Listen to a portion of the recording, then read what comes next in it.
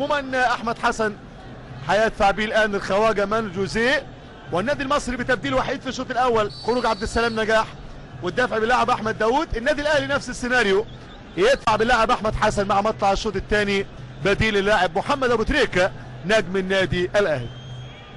الاهلي الشوط الثاني هيكون على يمين حضراتكم، ونادي المصري مباراه 0-0.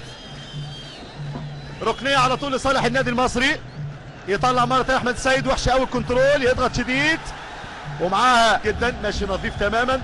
الخطا للاهلي والعرضيه، ولكن يطلع دفاع، يرد الاهلي ثاني، هتاخد جميله مساحه هوب سيبها له، خطيره جدا، فقدت خطورتها شويه، فقدت خطورتها.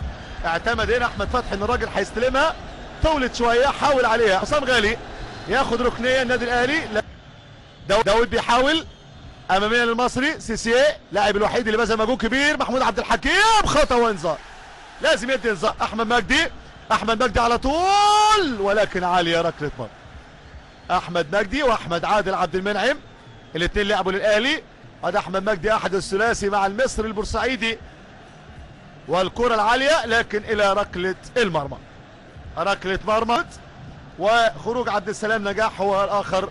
اذا الان المصري يبدل تبديلين وتبقي ليه تبديل وحيد، او تبقي يعني 32 دقيقه على نهايه المباراه.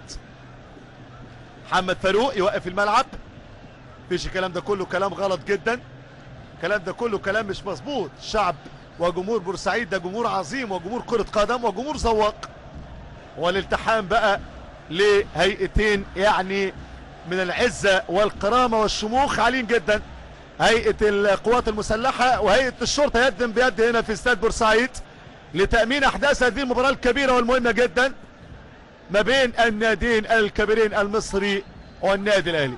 كل الكلام ده طبعا ضد جمهور النادي المصري. كلام راس تاني لقدام في المساحه اللي قال بركات، لازم واحد يقطع بقى هناك عند بركات، لازم واحد يقطع بدري.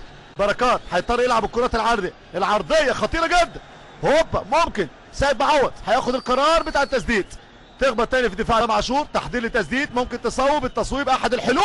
يا ولد يا امير، سلام يا سلام يا سلام، صعبه والله، الكره صعبه، الكرة صعبة. واحمد حسن بتاع الساوث افريكا بتاع جنوب افريقيا مع القيدوم محمود الجوهري، وهنا رياكشن جميل جدا، تحسب لك يا امير، تحسب لك يا امير. غيرت الاتجاه يا جماعة، غيرت الاتجاه، والحارس العظيم امير عبد الحميد، وركلة ركنية، وركلة ركنية يكمل بعد ساعة ودقيقتين سيناريو لقاء الراوند الاول والدور الاول، والامطار تهطل، هي امطار الخير دائما هنا في بورسعيد. ماتش الاهلي والنادي المصري، او المصري والاهلي. شوف امير بيضرب هنا وائل، بيناكشوا طبعا، بيناكشوا، كان حارس المرمى بتاعه سبحانه مغير الاحوال. المطره بدات تزيد قوي في الملعب، ادي الانطلاقه ثانيه والكره العرضيه خطيره، وامير عبد الحميد بالبوكس وحشه، هوبا الاهلي جول، مش ممكن، ركله مرمى. بركات لكن على طول ركله مرمى.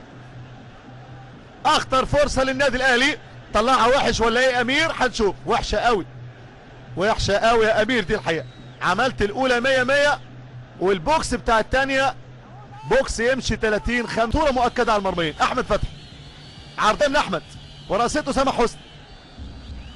76 دقيقه، خروج اللاعب عبد الله سيسيه، وركله حره مباشره على طول وتسديده.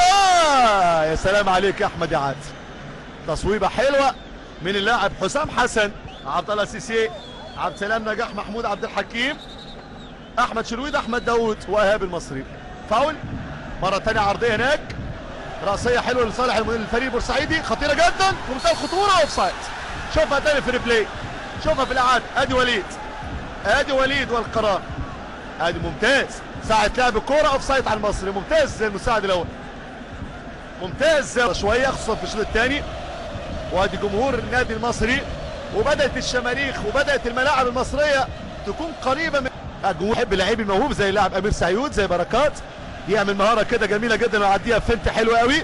مره ثانيه على طول الى اللاعب شديد قناوي، يحط الكره ثاني في اليسار. امير شديد، حسام. المصري بدات تكون عنده ثقه بنفسه دلوقتي، والاهلي فقد شويه من لمعانه بتاع الشوط الاول في نص ملعبه. بذلوا مجريه الجميله والشقيقه. تمشي الكره فرانسيس يرقص انجليزي، تمشي معاه تخدمه، هوبا يا ولد، فكرتها حلوه من فرانسيس.